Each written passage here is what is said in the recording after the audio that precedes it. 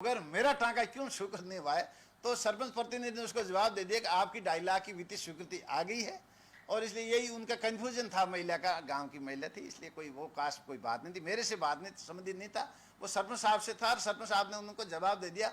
और सरपंच साहब दूसरे दिन मेरे को मैसेज भी कह दिया कि एमएलए साहब वो जो महिला कह रही थी उसका टांके की स्वीकृति, वित्तीय स्वीकृति 2 दिन पहले ही आ चुकी है, उनको किसी ने कोई कंफ्यूजन डाल दिया, वो कोई खास बात नहीं थी।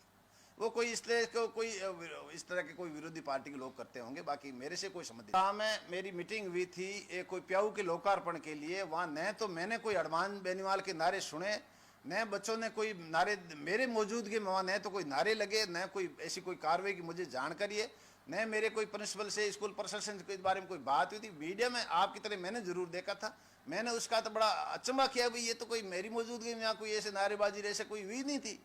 तो बाद में कोई मेनू प्लेट या गांव के लोगों के आपसी अनबन कोई ऐसा कुछ था, मेरे से कोई वो भी कोई संबंधित नहीं था, न मेरी मौजूदगी में कोई अरमान बेनीवाल के नारे लगे, ऐसी कोई।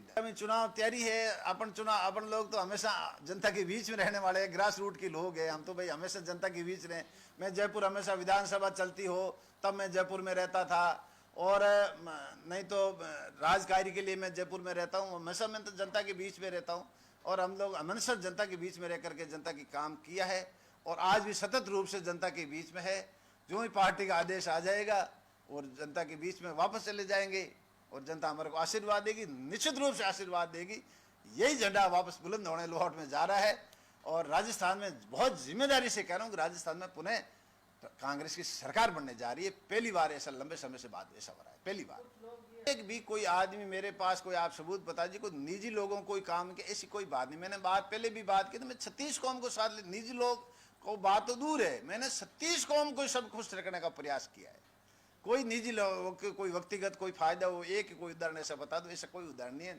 न कोई निजी लोग ऐसी कोई फायदे के लिए मेरी कोई जानकारी मैंने ऐसी नहीं। मैं क्योंकि मैं पंचायत राज में कोई पंचायत समिति का मेंबर बने, कोई प्रधान बने, कोई जिला परिषद के मेंबर बने, खूब सारे कार्यकर्ताओं को हमने जोड़ा है। क्योंकि मैं हर कार्यकर्ताओं के, मैं भाषणों में भी कहता हूं कि हर कार्यकर्ता कुछ न कुछ बनने की कार्यकर्ता की होनी चाहिए।